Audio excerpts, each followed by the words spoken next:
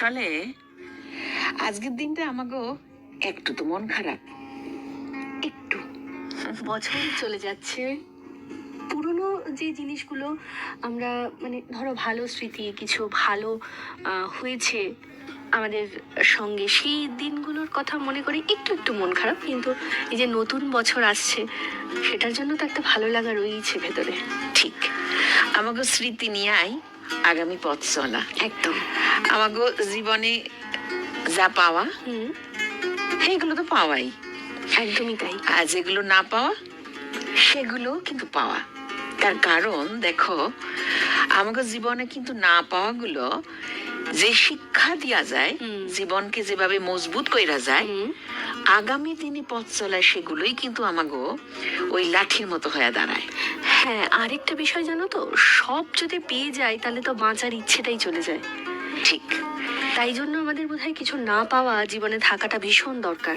ঠিক, কিন্তু একটা জিনিস তোমাকে জীবনে যদি থাহে, যেমন ধরো আমাদের জীবনে বড় হতে হতে আমাকে জীবনে যেমন বাবা মার একটা বিশাল ভূমিকা আছে। তারপর ধরো বড় হওয়ার সঙ্গে সঙ্গে আমাদের পরিবার সাইরা আমরা যখন সমাজের সঙ্গে মিশে যাই, তখন কিছু মানুষ আমাকে জীবনে জরুরি, যারা তোমার জীবনকে সমৃদ্ধ করে। ধরো যারা জীবনে তোমার যে দুঃখ না পাওয়া তো আছেই, কিন্তু একটা হাত বাড়ায়া কয় আমি তো আছি। একদম। কিংবা ধরো সেই বন্ধুর হ্যাঁ কয়া দিছি। একদম, বন্ধু ছাড়া জীবনে বাঁচা যায় না। বন্ধুত্বটা ভীষণ ভীষণ দরকার। মন খারাপের সময়, ভালো সময়, সমস্ত সময়, সবকিছুর সময় এই বন্ধুত্বটা আমার মনে হয় বন্ধু ছাড়া সত্যিই বেঁচে থাকা যায় না। দেখো, বন্ধুর কোনো বয়স নাই, একদমই নেই। বন্ধুর কোনো সে বিষয়ে কোনো সংজ্ঞা নাই। না না না, একদমই না। যার সঙ্গে চলতে তোমার ভাল লাগে, তোমার বয়সে ছোট হতে পারে, অনেক বড় হতে পারে, সমবয়সী হতে পারে, নারী পুরুষ নির্বিশেষে, আবার একটা সারমেয় হতে পারে। একদম একদম, বই কিন্তু বন্ধুও হতে মানে বন্ধু কিন্তু বইও হতে পারে। হ্যাঁ, এই জীবনে এই যে ধরো যে বছরটা আমরা চাইরা একটা নতুন বছরে পা ফেলার জন্য উদ্যোগী, সেইখানে আমাগো ওই জায়গাটা একটা বিশ্লেষণ, যে কি হারালাম, কি না পেলাম, এইগুলো দিয়া সামনের বছর এইগুলো কি কইরা উতরায়া জীবনটারে আরো সুন্দর করুম, এবং কার হাত ধইরা সেইখানে সেখানে কিন্তু একটা বড় ভূমিকা পালন করছে এই বন্ধু। ঠিক কইছো।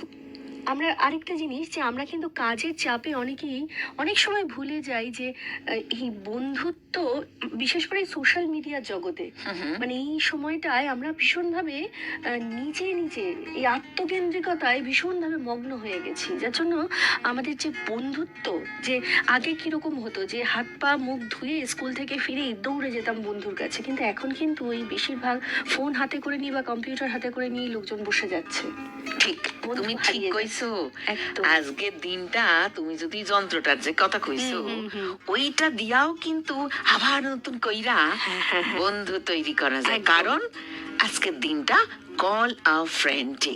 একটা ছোট্ট কথা, না আমাদের যে বন্ধুগুলো একদম ছোট্ট বয়সে হারিয়ে গেছিল, ছোট স্কুলে যখন আমরা নিচু ক্লাসে পড়তাম, আর প্রাইমারি স্কুল যাকে বলি, সেই সময় অনেক বন্ধু কিন্তু যখন আমরা উচ্চ মাধ্যমিক স্কুলে ভর্তি হয়েছি তখন কিন্তু হারিয়ে গেছে, হাত ছেড়ে গেছিল। সেই যন্ত্রের মাধ্যমে কিন্তু আমরা বন্ধুদের খুঁজে পেয়েছি। ঠিক কইছো। তার মানে ওই যন্ত্রটাও আমাদের কাছে কিন্তু বন্ধু, যদি আমরা সঠিক ব্যবহার করতে পারি, এগুলি কিন্তু ব্যবহার করতে পারি। সুতরাং আজকের দিনটা কিন্তু অন্যরকম একটা মাহাত্ম্য আছে। আমাকে যে বন্ধুরা হাত ছাইড়া চলে গেছে কোনো অভিমানে, কোনো কারণে, বা সময়ের সঙ্গে সঙ্গে সবাই যে একসাথে একইভাবে চলবো এমন তো হয় না, কারো জীবনে হয় না। সুতরাং আজকের দিনটা সারা দিনটাই কিন্তু একেবারে আসছিল এইরকমই বিশ্বব্যাপী, যে একখান ফোন কইরা আমাকে সেই বন্ধুরে স্মরণ কইরা কিন্তু দেওয়ার দিন, যেখানে আমরা কইতেই পারি চলে এসো বন্ধু, তোমাদের সাথে আমার আবার যদি পথ চলা হয় কেমন হয়। একদম।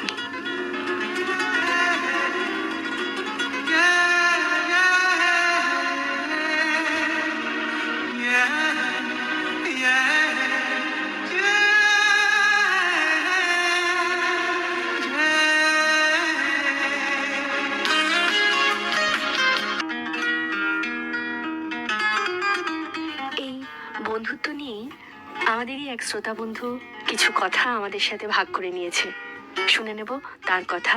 সেই বন্ধুর নাম সুমেধা চট্টোপাধ্যায়। শুনবো তার কথা। বন্ধু অর্থে কি, বা বন্ধুর প্রকৃত মানে কি? জীবনের এক এক পর্যায়ে বন্ধুর সংজ্ঞা বদলে বদলে যায়। শৈশবে যে থাকে শুধুমাত্র খেলার সঙ্গী, পরিণত বয়সে বন্ধুতার মধ্যেই আমরা খুঁজি মানসিক নির্ভরতা, আশ্বাস। সারা সপ্তাহ ক্লান্তিকর কাজের শেষে যে মন দিয়ে আমার কথা শোনে, সে হতে পারে আমার বন্ধু।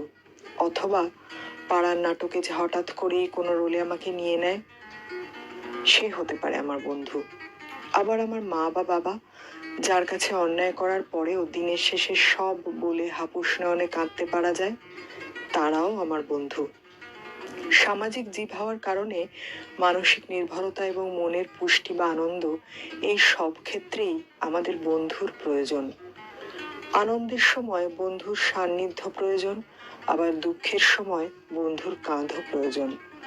অতি সাম্প্রতিককালে আমরা একদিকে যেমন দেখেছি ক্লাসের ফার্স্ট বয় উড়ে এসে জুড়ে বসে তার র্যাঙ্ক দখল করে নেওয়া সহপাঠীর জলে বিষ মিশিয়েছে, আবার অন্যদিকে হোমবাউন্ড সিনেমায় দুই ভিন্ন ধর্মী বন্ধু কি অসীম নির্ভরশীলতায় একে অন্যকে বেঁধে রেখেছে, তাও দেখেছি।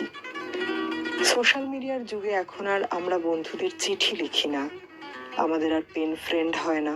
তাও আমার মনে হয় দৈনন্দিন ব্যস্ততার শেষে একটা দিন যদি প্রিয় বন্ধুর সঙ্গে ফোনে আমরা কথা বলতে পারি বা কদাচিৎ দেখা করি, তাহলে মনে যে আনন্দের সঞ্চার হয় তা কিন্তু হাল ফ্যাশনের টেক্সট করে হয় না। যে কোনো ভ্রমণও রঙিন হয়ে ওঠে সমমনস্ক বন্ধুদের সান্নিধ্যে। কাজের চাপে বা দৈনন্দিন জীবনে লড়াই করতে করতে আমরা যাদের হারিয়ে ফেলেছি, নতুন বছরে আমরা একটু চেষ্টা করব আমাদের ব্যস্ত সময়ের মাঝে তাদের একটু সময় দিয়ে বন্ধুত্বের নতুন মানে খুঁজে নিতে। সেই জন্য তো বাংলার লোকসঙ্গীতের কিংবদন্তি শিল্পী রাধারমণ দত্ত লিখেছেন, বন্ধু বিনে প্রাণ বাঁচে না। আত্মার শান্তি ও প্রাণের আরামের জন্যই না হয় নতুন বছরে আমরা হারিয়ে যাওয়া বন্ধুদের ফিরিয়ে আনবো। এই অঙ্গীকারটুকুই আমাদের নতুন বছরে থাকুক।